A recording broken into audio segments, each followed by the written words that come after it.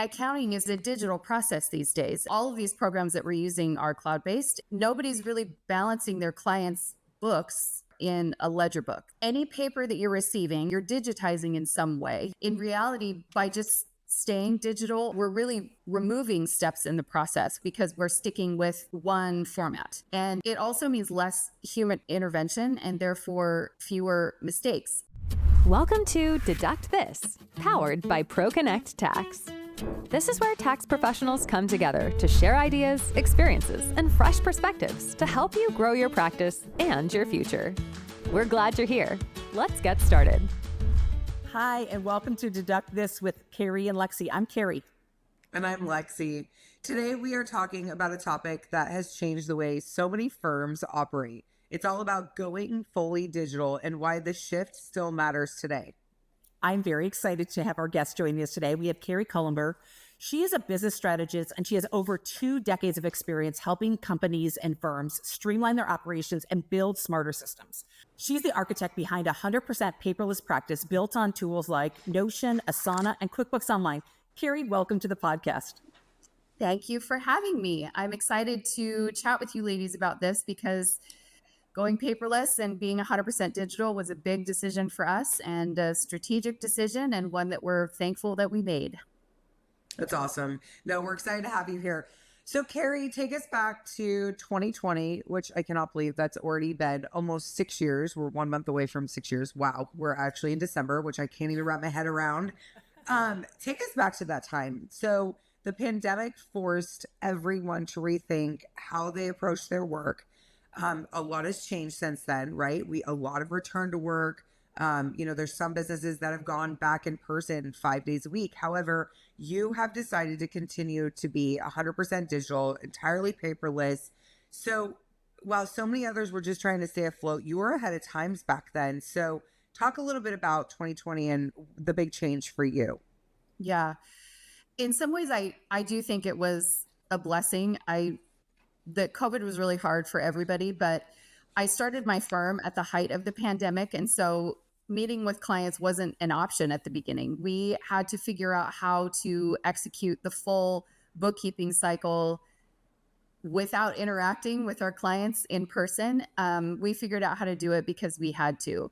And also the paperless piece was primarily because, as you know, in this business, compliance is a huge concern. And I didn't feel comfortable keeping PII and secure documents in the same house where my kids were trying to do their online school and my husband was trying to, run his practice from our home. So all using the same kitchen table, I thought I just don't feel comfortable being responsible for important documents like that. So we made the decision and pushed forward. But I do think that when things started to open up again, it became really clear that this was a huge opportunity for us. And being digital was a huge advantage. We had an opportunity to try something that felt really new, at least in the accounting space. I feel like accountants and lawyers are still industries where paper is very much involved, and we have a lot of it. So it felt really new at the time. And I think that it was possible largely because of my background. So before I started my firm, I was working as a project manager and business analyst for all the big tech companies in the area. Most people know what project managers do, but the analyst work is a lot less understood, I have found. So, for example, if we were at a company and the product team wanted to launch a new service of some kind, it was the analyst's job to document requirements for that product. In other words, what needed to be true in order for this product to be successful. So I would document what the product team needed and then take those requirements to the sales team and try to figure out what it was that they needed to be true in order to sell the product. And then take those requirements and move on to teams like data warehousing, compliance, software development, HR, et cetera, and document all of the requirements to launch this specific product. So once you understand the requirements, you have a really clear picture of feasibility of the product, budget, timeline, et cetera. And the requirements are a really critical component of any project. It's even more so than trying to execute, what are you executing on? We really wanted to understand what it was that we were building. So building this firm was really no different. I approached this the same way that I had approached any other project that I had run in my past. Things like what needed to be true in order for us to, for example, reconcile the client's accounts or receive check images from the clients, get their statements. We went through that process, and also, perhaps more importantly, what needed to be true for the clients in order for them to feel comfortable being 100% digital, 100% remote, and without all of the paper. So we focused on making sure that our expectations were very clear, good communication, really consistent process. And the end goal always is that there are no surprises. We don't want there to be any surprises at any point in the entire workflow. And with that in mind, we were able to build what we built. So cool. Yeah, I think that's super interesting. You know, I've had a lot of roles in my career, and it is interesting how you can lean on something that's completely different. Having you know, doing that before going into accounting, it's a totally different role. But I love how you took what you knew from your past life and put it into your firm going forward. I think that's amazing. And I love when people are able to pick up the nuances, because I do believe that lots of people believe that every role is totally different. And it's just not, right? Like there's little pieces that you're going to lean on and grab from different places. And so I think that's an interesting story. So one thing it's interesting. I've talked to tons of accountants over the years. And, you know, one of the things that you talked about is as you set up the firm is going paperless, having no surprises. I love some of that. Pardon me. But I know security is a really big issue that people really think about when they go paperless. And for years, I've heard about accountants that literally had rooms of paper. So they would digitize and then still keep the rooms of paper because they're like, I cannot get rid of them. So how do you think about that? Well, like, do you think about like that no paper equals more security? And how do you kind of really make sure that all the data, your client's data, your firm data is secure? Well, as I said initially, it was a problem of necessity. You know, I'm not going to leave my client's bank statement and tax return on my kitchen counter while my kids are also on Zoom school, you know, trying to do their work. So initially it was just a necessity. It was like, I can't physically secure paper and promise that it's going to be safe in my house. So that's kind of how it started. But truthfully, when you think about it, I think that, I mean, accounting is a digital process these days. And I think with QuickBooks Online, I mean, all of these programs that we're using are cloud-based and they're all online. So nobody's really balancing their clients' books pen to paper in a ledger book. That's not how it's done now, at least in a modern firm. So any paper that you're receiving, you know, statements, documents, checks, whatever it is that you're receiving, you're digitizing in some way. You are going through a process to either take some of that data and key it into QuickBooks Online or key it into a spreadsheet, or you're scanning that data and then transcribing it in some other way. So in reality, by just staying digital or working toward that, we're really removing steps in the process. We're creating less work for ourselves because we're sticking with one format. And it also means less human intervention and therefore fewer mistakes. I think the no paper was the first step, and again, by necessity. But at the end of the day, I realized we can do all of this without, not only without paper, but without having to do any data entry at all. So the end goal and the ultimate goal is that I don't ever want to enter in a number or a data point. I don't want to hand key those in. The goal is that we would be receiving and processing everything digitally, and try to eliminate human error as much as possible. So, for example, I don't necessarily want a picture of your check. I want a digitally scanned copy attached to some software that can read that text, that will dump that data into a program or a spreadsheet so that I can visually verify, but I'm not actually keying anything in myself. So in that way, it is a lot easier to secure digital files. I know that there's risk associated with that as well, but at least for me, when we don't have a brick and mortar office, any paper would eventually end up in my home. And in that scenario, we're looking at things like theft and accidents and floods and fires and other acts of God that we would have to manage in order to ensure that our clients' data is safe and my company still has the ability to work. So if everything is digital, that means that I can work from anywhere. And we have an amazing tech company, which is an absolutely critical component of this model, who makes sure that our firewalls are secure and we've got the appropriate redundancy and backups and offsite backups and everything else that we would need to keep our clients' data safe. I'm laughing because I'm over here already. I was just telling my husband yesterday, I have my little file of paper getting ready for tax season because let's be real, it's around the corner for us W-2s, corporate people. So I have everything all ready. I am so about the paper. So, but I want to be digital. So how did your customers feel about this? Like, because it is a big shift. Like, my tax person hasn't said this yet, but I know she doesn't like the paper. Yeah. Tell us about how like your own customers felt, and like how did you go about telling like we are now paperless? Like what was that process like? Well, I think there is a faction of people out there. I think my generation and younger, or our generation and younger, that is probably a more comfortable way to live because most of their life is lived on a device or Yeah. Nobody sends letters anymore. They're texting each other, as just an example. So I think some of our clients preferred it. They were really excited that they didn't have to mail anything and they weren't expected to show up in an office. We were just going to hop on Zoom and have a conversation. So some clients, it was a welcome change.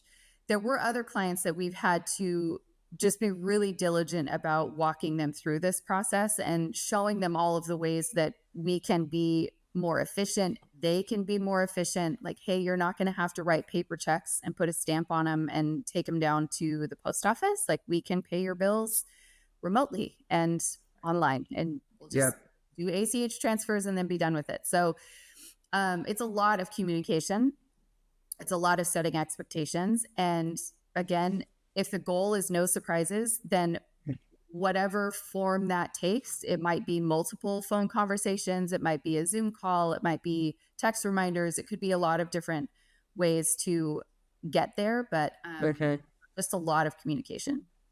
Well, and you talk about your process. And so I'm interested, you say that you're process obsessed and that it's your competitive advantage. Can you talk a little bit about that and how that really is part of your firm's like DNA and what that means? Yeah. It's my DNA. I think either by nature or by training, this is how I learned how to work. So anything that I build, including this firm, is going to reflect that. And it's going to be obvious that we care about process very much and that we will live and die by the systems that we build. So that was very much on purpose. And when I started this company, I was running it like a project. And so all of that methodology came into play, and all of those habits, those old habits die hard, but they all came into play, and it turned out to be a really great advantage for us, because when you're running a project, for example, you start with the end in mind. You are starting it first. And so that's the requirements process, defining what it is that you want this to look like. So I spent a lot of time before I really even had clients. I had one very small client that I was helping and had been helping for a while, even before I started the business. But I spent a lot of time really thinking through how to build systems that worked, whether we had one client or we had 100 clients. I wanted to make sure that they were fairly consistent, that they were adaptable, there was room to grow.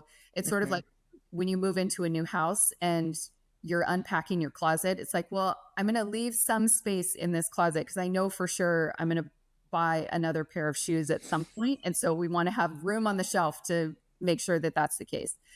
So that was really the idea when I started. And it's interesting, not being from an accounting background, that's a very common theme that I've seen in the accounting space, is that there isn't a ton of time spent on building these systems from the ground up. And I think when it's a solopreneur, it's one person, they've got, a handful of clients, Post-its and email reminders and just a good memory can get the job done. And that works just fine. But when you grow to 20 or 30 clients, that system starts to break down, and then you're either there's work that's falling through the cracks, or the firm has to reinvent itself and come up with a different way of doing things. So, it was important to me that I built something that was scalable and that would work no matter how many clients we brought in the door. Yeah, that's right. Yeah, I love it. So along with the process, I could imagine though, right, you had to think about what your tech stack is. And this is a big issue. We've heard this pervasively from people, is they're literally like, I don't know what software to use. There's so many different softwares out there and I can't figure out exactly what will work, or I'll have to use this one. But then there's sort of a mediation kind of in between those of like, because they don't talk to each other, et cetera. So tell me about how you had to think about what was the software you were going to bring online, and what was that process like, and what did you pick? Well, I love software. I am an early adopter of all technology, and just find that really fascinating. I've learned so much working with development teams and product teams over the years that it's really fascinating to me to learn a new system and try to figure out why it was built the way that it was built. This is everything from data management to user testing and how the workflows present themselves on the screen. So, that was actually a really fun part of the process for me. And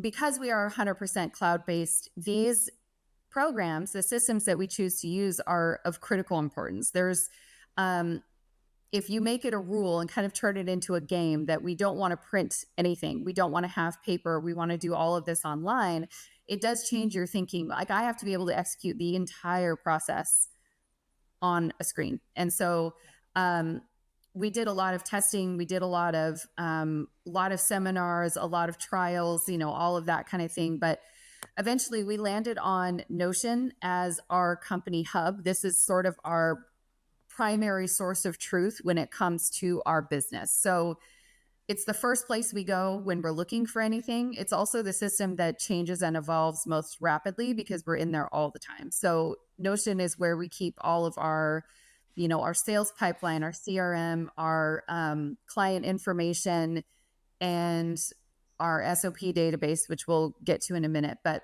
all of our user manuals for all of our tech, it's really everything. And then we also, I think a little bit because of my background, I've used a lot of different task management systems, project management systems, and we landed on Asana for task management. And Asana is the what we're doing.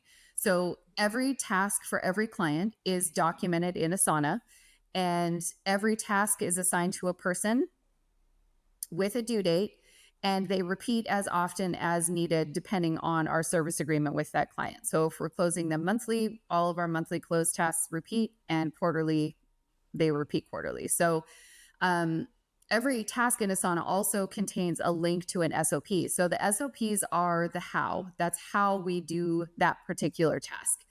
Our SOP database, as I said, is housed in Notion. And we used a whole slew of different tools to build those. Things like Loom, which is the screen record program, and Miro, which is a process documentation program, Scribe, which is, screen capture process, etc. So the litmus test is for our SOPs, if I were unavailable, for example, would somebody on my team be able to complete this task without any intervention? Does the documentation or the SOP adequately describe what needs to be done as well as the expected result? So every task for every client, and then every task has an SOP.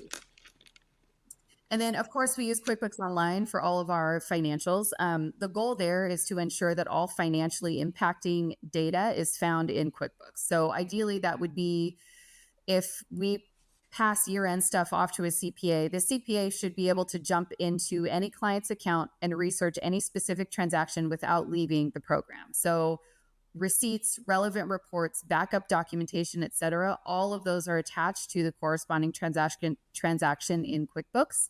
so that it's a one-stop shop from the CPA's perspective and from the client's perspective. We want them to be able to go in there. If they have questions about something, they can click around and find, sort of follow along with what we did. So yeah, so we vet our software very thoroughly and consistently. This is not something that we take lightly. It took us probably a year to figure out, for example, what client portal we were going to use, what is the client facing system. And we put it through a number of tests. So we do a lot of work, a lot of background work, and like I said, requirements documentation to make sure that the program's going to do what we need it to do. And then we also try really hard to use every tool to its full potential. So I don't love a lot of overlap. There's a lot of systems out there that will do, for example, where you can like correspond with clients, you can send action items and stuff like that. We try not to duplicate that as much as we can. We want to have one system to do the one thing that we need it to do. And in that way, we're able to stay cost efficient and avoid a lot of confusion by having multiple systems doing similar tasks. It's so interesting. Oh, go ahead, Kari. Yeah, one thing you touched on I thought was so interesting was how you documented everything between the Loom videos, the Scribe, and I love Scribe. But I love that because if you brought in net new people, you have all the documentation. Because I know that's one of the biggest things we've talked to people about is as their firms are growing, they're bringing on new people, often not in the same location. You work out of your home, I work out of my home. So someone would not be working out of my home if I started working with them. To be able to give them everything in a repository and different ways for them to learn how to use the software, understand the processes without having to be like, now click here, now do this. And they're writing it down, coming back to you 7 different times, right? I love that you sort of created an entire system to also document how to use everything as you're going through it, which helps you learn all the software, but also just great for growth purposes. Yeah, and the process piece did absolutely expand to employee onboarding. So I didn't hire anyone for the first year, but I knew that time would come. I wanted that time to come, and I very much wanted to be ready for that. We have a ton of documentation about how we do the work, as I mentioned, but we also have a lot of documentation about our software and the processes that we use and why we approach, for example, figuring out how to remit state taxes for our e-commerce clients. We have a lot of documentation about why we do it the way we do it, so that it's not just here's the steps like a robot and follow what we do, but explaining the background for that as well. So what that means practically is that we could probably double our client base and hire 5 new people in next quarter. It wouldn't fundamentally impact how our firm operates, which is great. It's amazing. Our systems are built and we understand what they are, and the documentation's there and they're trainable. So we can do this at a larger scale pretty quickly.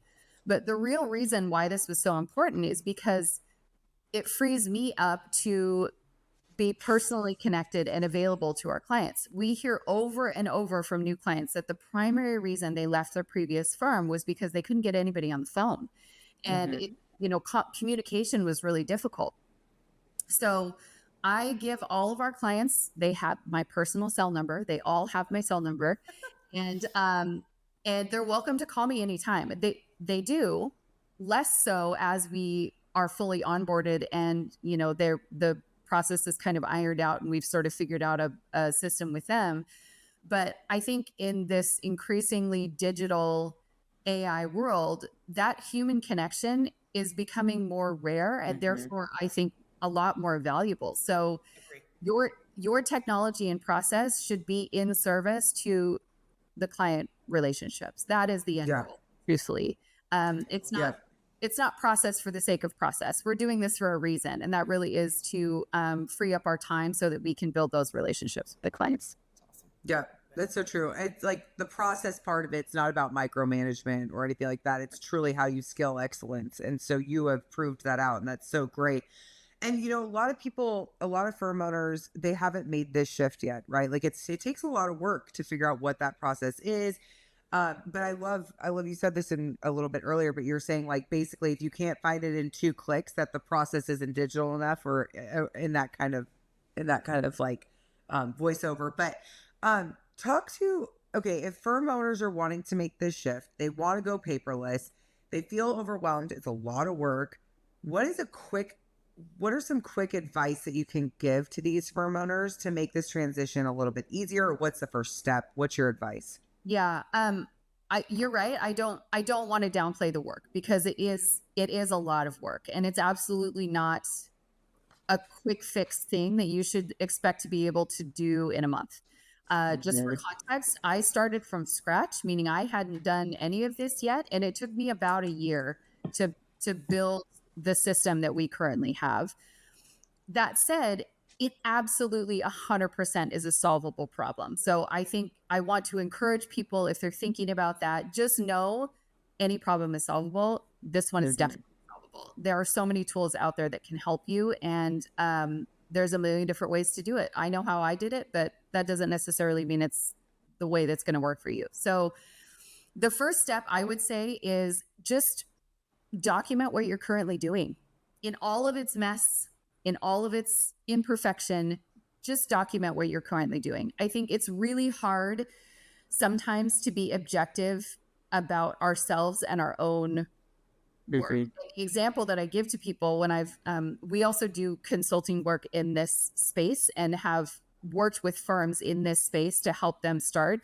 The example that I give in that context is that we all get dressed in the morning, but I bet if you sat down and tried to write down step-by-step instructions for how you get dressed in the morning, it would be hard to do because we're just on autopilot. We don't necessarily know off the top of our head whether do you put your right or your left sock on first? And what order do you tie your shoes in? Things like that. So if you've done it 1,000 times and you're on autopilot, it's challenging to write this stuff down because you're not used to thinking about it objectively. But that's the first step. Is just write down what you're currently doing. And you can do that in a lot of different ways. There's a lot of cool tools that are available right now. Things like those AI note takers that you have. You get an AI note taker and you're just narrating. You're narrating what you're doing all day. You don't necessarily have to get into the details of how, but you're just getting the big chunks, writing down all of those processes so that you can at least understand what your day and week and month looks like. Maybe you designate specific days during the month where it's like, today's a process documentation day. I'm just going to take the time to really think through and write down step by step what it is that I'm doing for this particular client or for this particular day. So in this case, slow and steady wins the race every time. It doesn't have to take over your whole life, but consistency is really important. And then once you've completed that first pass, I would pick one workflow, not the hardest one and not something that you do every day, but choose one workflow and try to follow the documentation that you've built. So the mess that it is, whatever it looks like, get your notes out, try to follow that exact process step by step and see what you see. You could also give that to somebody on your team and say, hey, I wrote this down. Can you, for this client, like maybe we're clearing bank fees, maybe we're paying bills, whatever it is, can you try to execute this for this client and see if you can follow what I wrote down and let me know how it goes. I promise you will get feedback and you'll start to see areas where you can improve, small incremental improvements on these processes.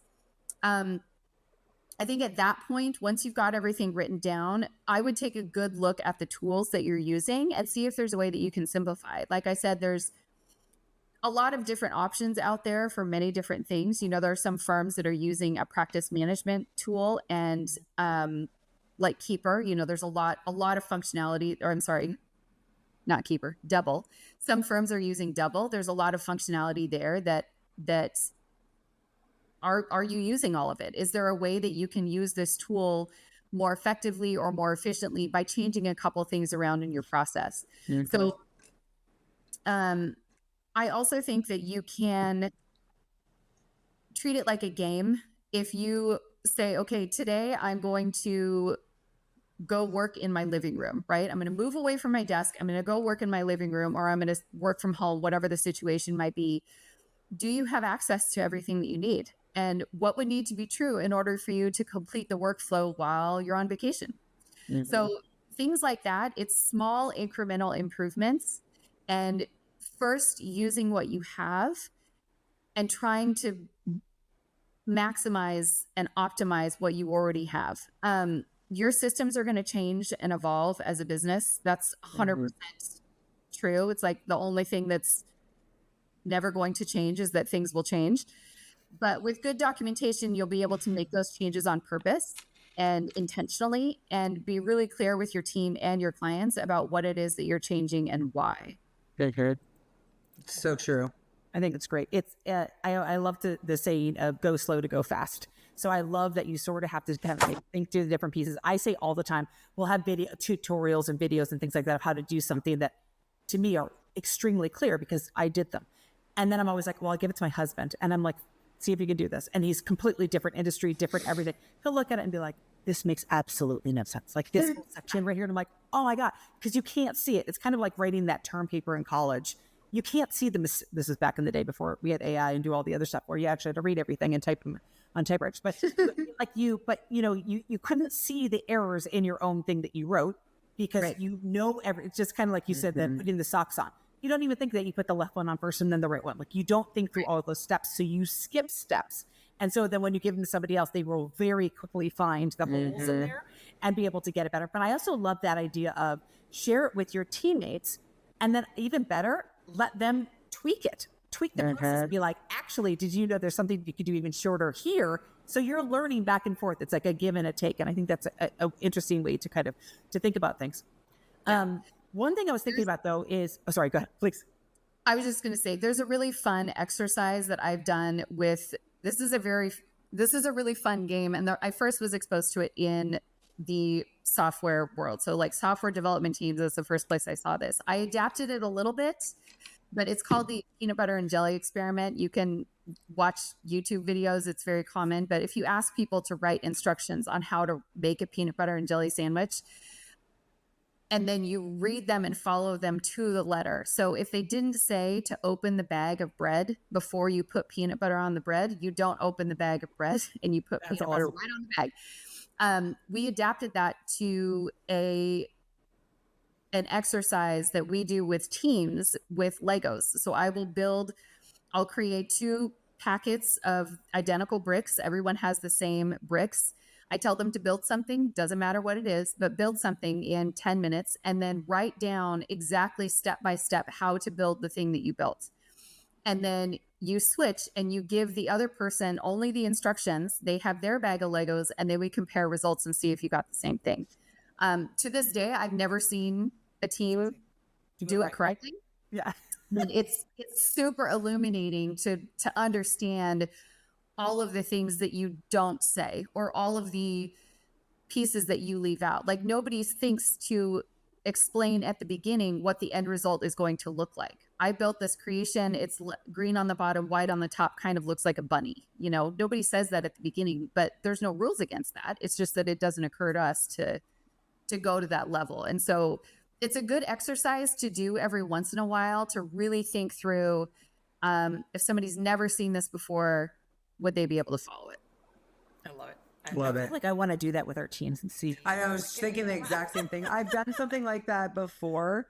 But yeah, I love that idea. It's really cool. I think it's a great idea because we also all think we are excellent communicators and we are crystal clear at the things that we say, whether it's verbal or written. I think it's a perfect example to show that that's not always true. Now, thinking about teams, so you sort of touched on it. I love this example. But what are some ways that you sort of, as you bring team members on, how does this, if you lay on all of your approach of being a project manager, now going into the accounting space, so you have lots of experience with operations, strategy, et cetera, you have process clearly nailed down. How did this experience really shape your approach for how you manage your team? Well, my approach with my team is, again, largely based and shaped by my background. So, if my goal as a leader, as a manager, is to get to the end result, like my goal is to get results out of my team and get results for these clients. Your primary concern really becomes, is this the best way to get there, rather than this is the way that I've always done it. It really changes your perspective. The process is a tool that we use to get the result that you want. So in my firm, we are not married to any of these processes. Even though we've spent countless hours building them and we've spent so much time with each of these tools, we want the best result. So just as an example, if the number one goal is to screw two boards together, you're going to pick the best screwdriver. But if someone comes along and brings you a drill, you're going to drop the screwdriver and pick up the drill because it's more effective and it does a better job, and it's less work. Everybody's happier. So I'm not emotionally invested in the screwdriver. Our firm and my team, we're willing to do what it takes to get those two boards stuck together. And if something we're doing is no longer the best tool for the job, then we'll eliminate it. So yeah, it's a great mindset to have. Yeah, I think that I'm always looking for criticism from the team. I will ask if you know something that I don't, and there's a better way to get there, please tell me. We want to have those conversations. We're willing to change tools. We're constantly looking for new and better ways to get those results for our clients. And it might be that the change that we make isn't a massive overhaul, but it's a small boost in our efficiency, or it allows us to get 2 or 3 additional data points that it's going to enhance the reports for our clients. It doesn't have to be massive change, but we're always looking for a better way to do it. And I think because of that, the team has become very collaborative, and we're all invested in the end result because we all helped build the system to get there. For sure. Yeah. Oh my gosh, this has been so amazing, Kari. Thank you so much for your time. This is a conversation we hear a lot about, like going paperless, and that it isn't just a trend, and that, like you said, customers want this, your clients want this, and for security reasons, all the things. But you've really just helped show that it wasn't just a trend in 2020, that it really is a mindset shift that continues to truly set firms apart. So appreciate your time today. This is so fantastic. Yeah, thank you so much for having me. And I really enjoyed talking with you ladies, both at the conference and on the podcast. I know. So great. Well, that's it for this episode of Deduct This. For more insights from Kari, connect with her on LinkedIn and explore her approach to a digital workflow design. Until next time. Thanks for being part of Deduct This, powered by ProConnect Tax. If today's conversation gave you something new to think about, visit accountants.intuit.com for more insights and resources made for professionals like you. We'll be right here, helping you turn expertise into opportunity.